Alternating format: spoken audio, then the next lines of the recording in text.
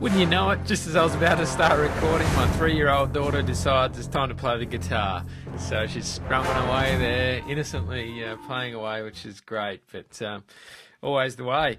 Got a little video for you now on correcting the white balance in photos. So removing color cast, that kind of thing. You can see this image here, it's got a bit of a kind of green color cast. It's a pretty bad photo, just from a family do. I pulled it out, noticed it had a bit of a color cast on it.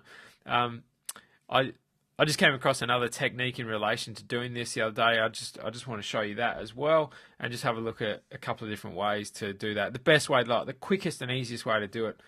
All right, so in this technique, what they did was duplicated the background layer. So I'm just down here in my layers palette, press Command J or Control J on the Mac.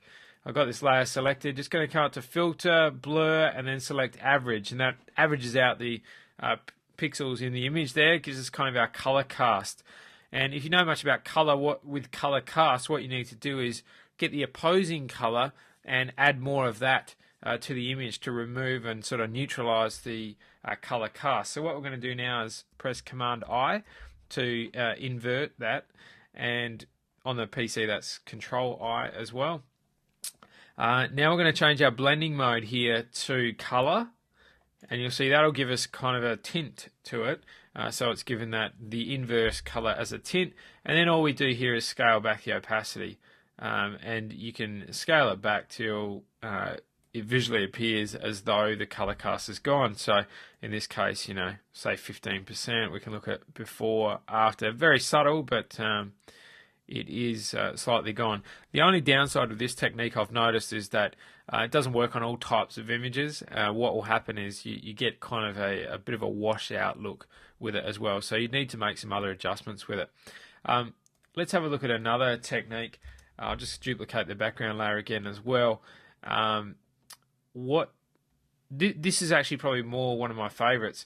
If we come up here to color balance, we've got our color sliders here in our adjustment section here.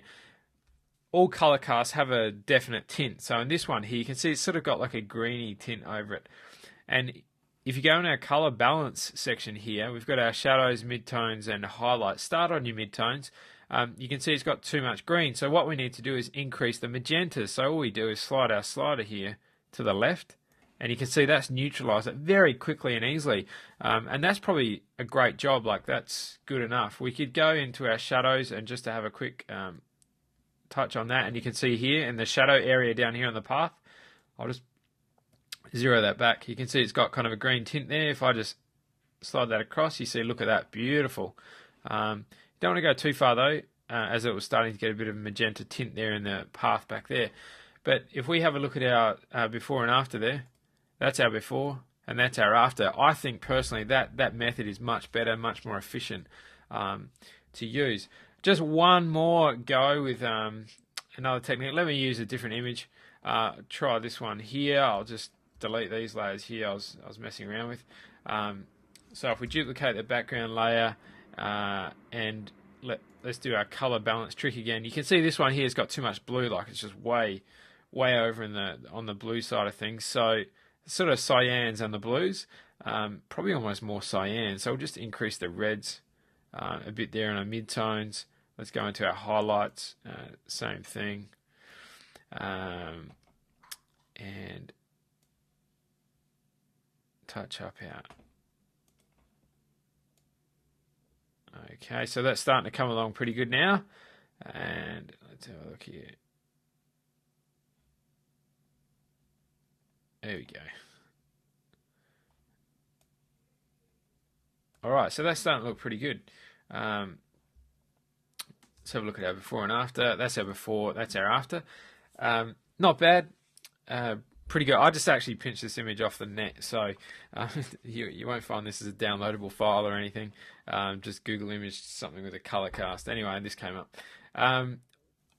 Sorry for talking fast as well. I'm kind of a little excited because these techniques are just so easy and great to get really good results fast. And I'll just take you back to one of the old faithfuls, and that's in the image menu adjustments. Come down to match color.